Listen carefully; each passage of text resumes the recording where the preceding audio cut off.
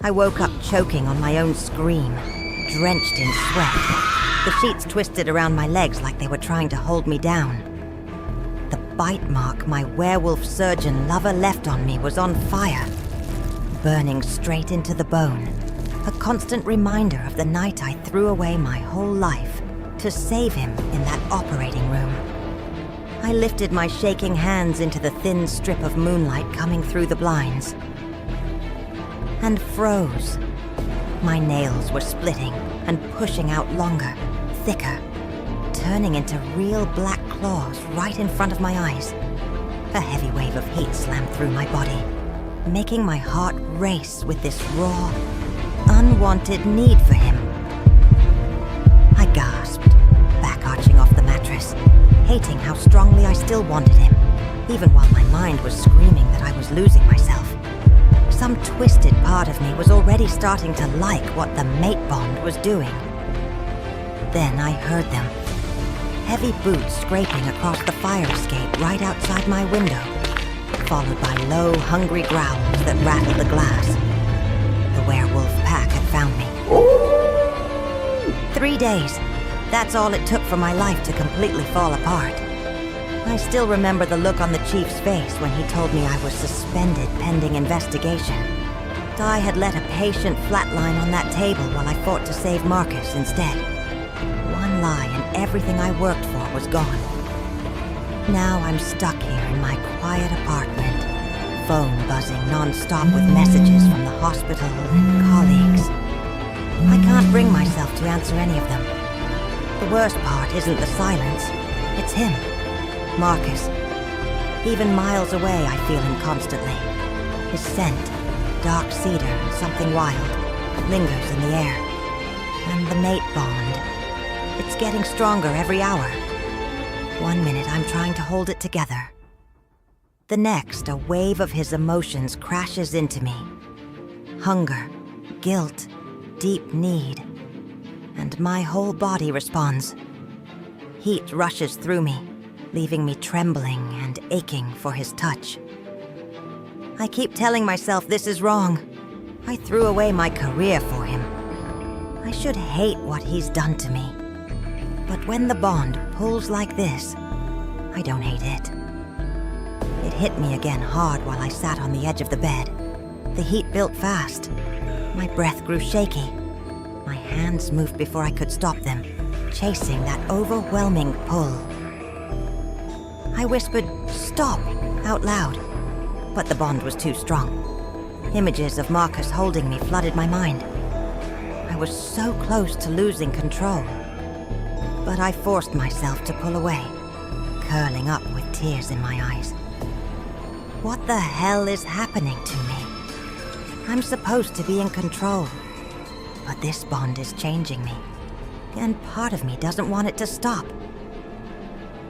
I couldn't just sit there waiting to turn into something I didn't recognize. So I did what any doctor would do. I turned my living room into a crappy makeshift lab. I dragged my old medical bag out of the closet, laid out syringes, vials, my portable blood pressure cuff, and the little ECG monitor I sometimes used for home checks. The coffee table became my workstation. First thing I did was draw my own blood. Needle in, tube filled. I stared at the dark red liquid like it might tell me something useful. Then I hooked myself up to the monitor, watching my vitals jump around like a bad EKG strip. Heart rate too high, temperature climbing even though the room felt cold. But the numbers weren't the scary part. My senses were going haywire. I could hear the old lady next door's TV through 2 walls. Some game show host laughing way too loud. Worse, I could pick up heartbeats. 3 different ones in the building, all beating at their own rhythm. It made my head throb. Then my gums started aching, like I was teething all over again at 29. I ran my tongue along my teeth and swore they felt sharper. Every time I got angry at myself for what happened in the OR, a hot flash would rip through me. Skin burning up, sweat breaking out, then gone again in seconds. I tried to stay clinical, told myself it was just an infection from the bite, maybe some weird allergic reaction. But deep down, I knew better. This was the shift starting. That's when I remembered the silver. I dug through my jewelry box and pulled out an old silver necklace my grandmother gave me. Nothing fancy, just a thin chain. I held it in my palm first. Nothing. Then I pressed it directly against the bite mark on my shoulder. Holy shit! Pain exploded like someone poured boiling oil on raw skin. I gasped and almost dropped it, but I forced myself to keep it there. Smoke rose where the metal touched. The wound hissed. My whole body jerked. And then the worst part hit. That same sick heat from the mate bond flared up right alongside the pain. My breath turned shaky. My thighs clenched. Even while it hurt like hell, part of me got turned on by it. The bond twisted the agony into something dark and addictive. I yanked the chain away, breathing hard, staring at the red burn it left behind. Flashes from the OR kept crashing in. Marcus's spine cracking under those bright lights, black fur ripping through his scrubs, the way his golden eyes locked on mine right before he roared, the flatline alarm, the blood. My own voice lying to the entire team so I could save him.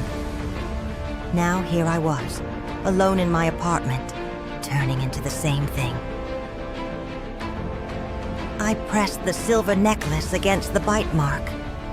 Pain exploded across my skin. Smoke rose where the metal touched. My body jerked, but the mate bond twisted the pain into something deeper. A rush of heat and longing that left me breathless. Even while it hurt, the bond made me crave him more. Flashes from the OR kept coming back. Marcus shifting, his golden eyes on mine, the flatline alarm. Now here I was turning into the same thing. What would you do if your own body started betraying you like this? I was still trying to steady myself when the air shifted. His scent hit me. Dark cedar and blood. There he was on the balcony, half shifted, eyes glowing gold, powerful and desperate. He didn't wait. One strong push and the glass shattered as he stepped inside. Before I could speak, he crossed the room and pulled me against him, pinning me to the wall. His body was burning hot against mine. Sophia! I tried to stay away. He growled, voice rough. Our mouths met in a deep, desperate kiss. His claws lightly traced my sides, sending sparks through me.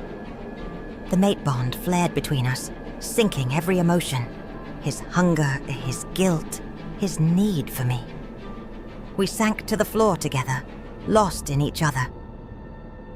Clothes tore away in the heat of the moment. Every touch felt electric. The bond made it overwhelming. I felt his desire as if it were my own, mixing with my fear and longing. He held me close, moving with me in a passionate rhythm that left us both breathless and trembling. In that moment, I felt claimed, terrified, and more alive than ever. Guilt and desire twisted together, but I couldn't pull away. Even as my mind whispered that this was destroying me, my heart refused to let him go. We were still tangled on the floor, breathing hard, when the windows exploded. Glass rained down like sharp rain. 3 massive shapes crashed through the broken frames, landing heavy on the living room floor. Werewolves, fully shifted, bigger than Marcus, black and gray fur matted with street dirt and old blood. Their eyes burned yellow in the dark. Low snarls filled the room, deep enough to rattle the walls. One of them lunged straight at me. Marcus moved faster than I could blink. He roared and slammed into the attacker, claws slashing across its chest. Blood sprayed across my torn clothes and the broken glass. Furniture toppled. The coffee table with all my medical stuff smashed into pieces. The fight turned ugly fast. growls and impacts echoed everywhere. Marcus took a brutal hit to the side, claws ripping into his ribs. But he didn't stop. He grabbed the second wolf by the throat and slammed it into the wall so hard the plaster cracked. I tried to crawl back, heart hammering. But another one grabbed my ankle and yanked me forward. Pain shot up my leg. I screamed.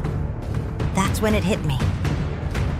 A burning wave exploded from the bite mark and raced through my whole body. My hands seized up. My nails burst out again, longer and thicker than before, turning into real claws that scraped the floor.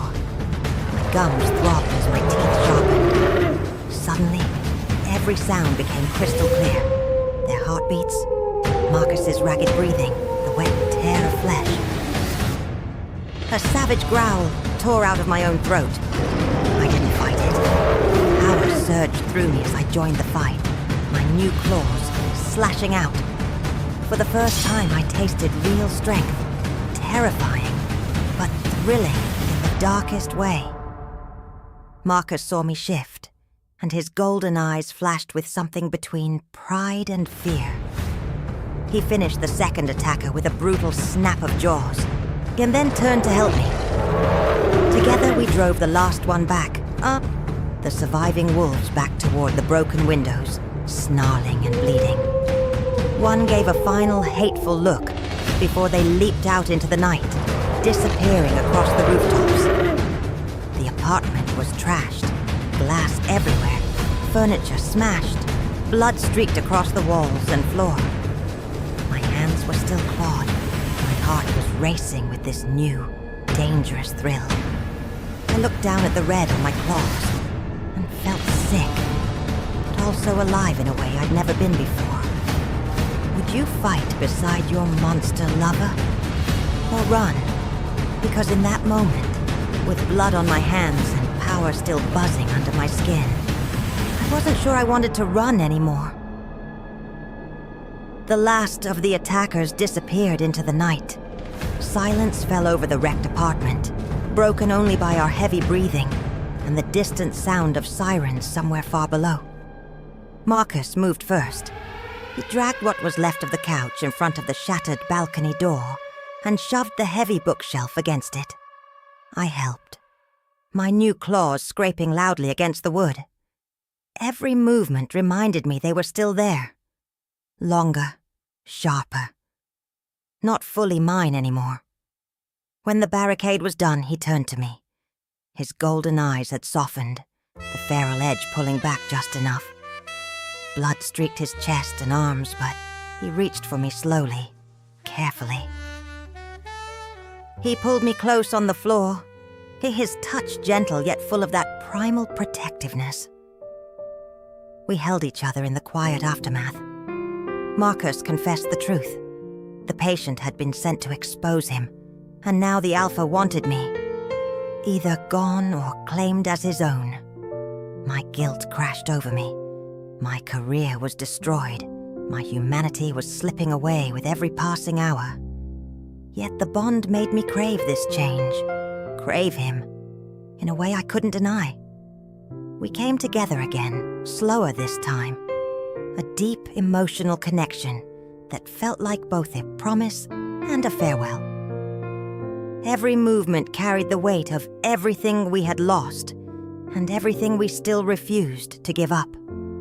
In his arms, I felt doomed, but completely his. Yeah, tomorrow night the full moon rises, and it will force the rest of the shift. In the mirror, my eyes flashed gold. A real growl escaped me. My claws wouldn't fully retract. Marcus warned that the Alpha is coming himself. In episode 3, the full moon hits, and I'll have to choose between my humanity and the beast inside me. What would you do if your body was turning into a werewolf while the entire pack hunted you? Type, embrace the beast if you'd give in to the bond, or fight the shift if you'd resist no matter the cost. Tell me why below. Comment "Bite Me Deeper" if you want episode 3 soon. Smash like If the mate bond has you hooked, subscribe and turn on notifications. The moon is rising, and so is the monster in me.